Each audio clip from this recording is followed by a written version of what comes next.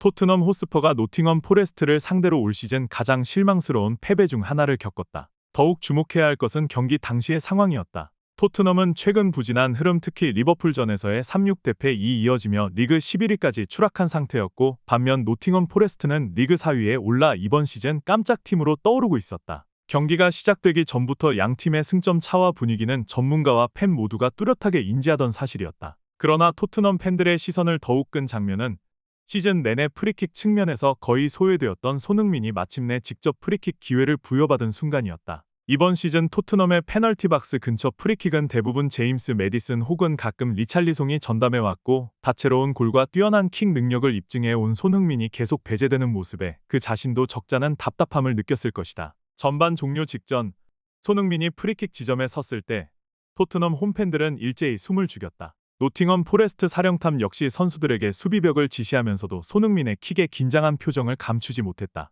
경기 후 그는 그물이 출렁이는 걸 보는 순간 심장이 멎을 뻔했다. 워낙 강력한 궤적이었다고 털어놓았다. 안타깝게도 공은 골대를 살짝 비껴나가 골망 바깥을 스치고 말았다. 비록 골로 이어지진 않았지만 상대 수비와 관중 모두에게 손흥민이 얼마나 날카롭고 무서운 공격수인지 다시금 각인시키기에 충분한 장면이었다. 이번 경기에서 토트넘은 익숙한 포메이션으로 나섰다. 왼쪽 측면은 손흥민이 책임졌고 오른쪽은 브레넌 존슨이 맡았다. 하지만 가장 놀라운 선택은 팀의 창의적인 미드필더 제임스 매디슨이 벤치에서 출발했다는 점이었다. 이는 포스테코글루 감독의 잘못된 결단이라는 혹평을 받을 만했다. 전반전이 시작되자마자 토트넘은 라인을 높게 올리며 공세를 취했다. 포스테코글루 감독은 평소와 마찬가지로 점유율 축적과 하이 프레싱을 강조해 선수들의 왕성한 활동량을 요구했다. 초반 5분간 토트넘은 주로 손흥민 쪽 측면을 통해 공격을 전개했다. 손흥민은 특유의 속도와 클래스를 앞세워 5분 만에 공을 빠르게 전진시켰지만 노팅엄 포레스트 역시 재빠르게 4명의 선수를 붙여 그를 막아섰다.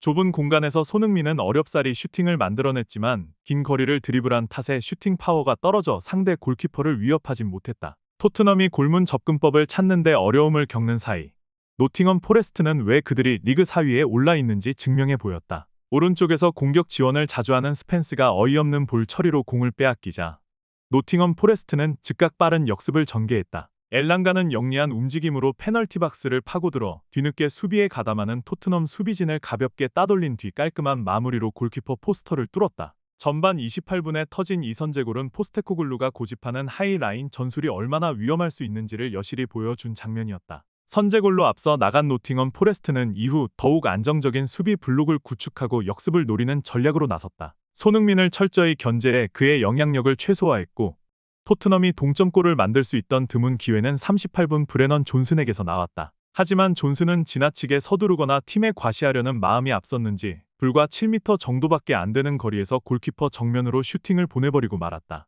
전반전에 가장 긴장감을 높인 장면은 역시 손흥민의 프리킥이었다. 45분 무렵 토트넘이 왼쪽 측면 페널티 박스 인근에서 프리킥 찬스를 얻었고, 이번엔 손흥민이 키커로 나섰다. 경기장 전체가 잠시 정적에 휩싸인 뒤 손흥민은 강력하고 예리하게 감기는 슈팅을 시도했고 공이 골망을 흔드는 듯 보였다. 이미 일부 토트넘 팬들은 골이라고 확신하며 환호했지만 결국 바깥쪽 그물을 스치고 말았다. 노팅엄 포레스트 감독은 경기 후 정말 심장이 철렁했다. 공이 들어가는 줄 알았다고 아찔함을 전했다. 후반에 들어서도 토트넘은 즉시 교체 카드를 사용하지 않았다. 손흥민은 매디슨 같은 찰떡 호흡을 맞춰줄 미드필더가 없어 왼쪽 사이드에서 고립된 채 계속 싸워야 했다. 비수마와 사르는 중원에서 지나치게 안정적으로만 움직였고, 솔랑케 역시 노팅엄 포레스트 수비벽에 막혀 존재감이 희미했다. 토트넘 호스퍼가 노팅엄 포레스트를 상대로 올 시즌 가장 실망스러운 패배 중 하나를 겪었다. 더욱 주목해야 할 것은 경기 당시의 상황이었다. 토트넘은 최근 부진한 흐름, 특히 리버풀전에서의 3-6대패 이어지며 리그 11위까지 추락한 상태였고, 반면 노팅엄 포레스트는 리그 4위에 올라 이번 시즌 깜짝 팀으로 떠오르고 있었다. 경기가 시작되기 전부터 양 팀의 승점 차와 분위기는 전문가와 팬 모두가 뚜렷하게 인지하던 사실이었다. 그러나 토트넘 팬들의 시선을 더욱 끈 장면은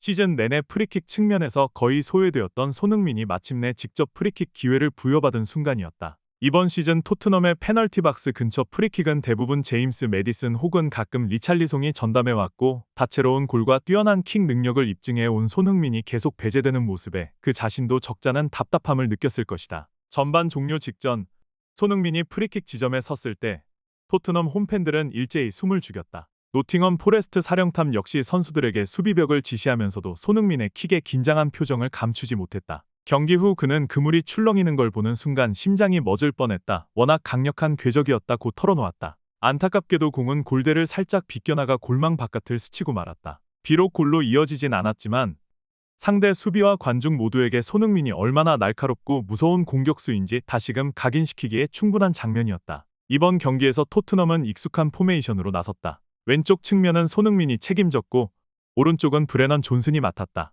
하지만 가장 놀라운 선택은 팀의 창의적인 미드필더 제임스 매디슨이 벤치에서 출발했다는 점이었다. 이는 포스테코글루 감독의 잘못된 결단이라는 혹평을 받을 만했다. 전반전이 시작되자마자 토트넘은 라인을 높게 올리며 공세를 취했다. 포스테코글루 감독은 평소와 마찬가지로 점유율 축적과 하이 프레싱을 강조해 선수들의 왕성한 활동량을 요구했다. 초반 5분간 토트넘은 주로 손흥민 쪽 측면을 통해 공격을 전개했다. 손흥민은 특유의 속도와 클래스를 앞세워 5분 만에 공을 빠르게 전진시켰지만 노팅엄 포레스트 역시 재빠르게 4명의 선수를 붙여 그를 막아섰다. 좁은 공간에서 손흥민은 어렵사리 슈팅을 만들어냈지만 긴 거리를 드리블한 탓에 슈팅 파워가 떨어져 상대 골키퍼를 위협하진 못했다. 토트넘이 골문 접근법을 찾는데 어려움을 겪는 사이 노팅엄 포레스트는 왜 그들이 리그 4위에 올라 있는지 증명해 보였다. 오른쪽에서 공격 지원을 자주 하는 스펜스가 어이없는 볼 처리로 공을 빼앗기자 노팅엄 포레스트는 즉각 빠른 역습을 전개했다. 엘랑가는 영리한 움직임으로 페널티 박스를 파고들어 뒤늦게 수비에 가담하는 토트넘 수비진을 가볍게 따돌린 뒤 깔끔한 마무리로 골키퍼 포스터를 뚫었다.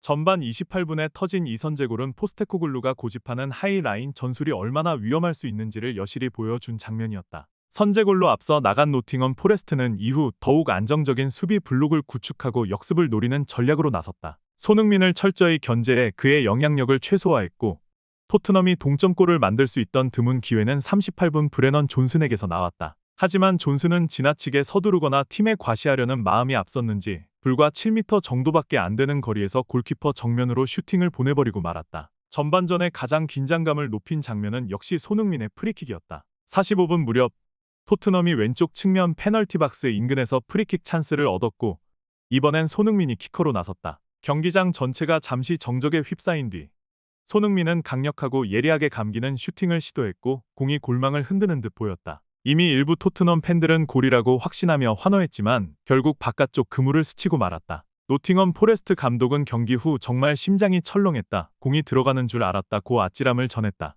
후반에 들어서도 토트넘은 즉시 교체 카드를 사용하지 않았다. 손흥민은 메디슨 같은 찰떡 호흡을 맞춰줄 미드필더가 없어 왼쪽 사이드에서 고립된 채 계속 싸워야 했다. 비수마와 사르는 중원에서 지나치게 안정적으로만 움직였고 솔랑케 역시 노팅엄 포레스트 수비벽에 막혀 존재감이 희미했다.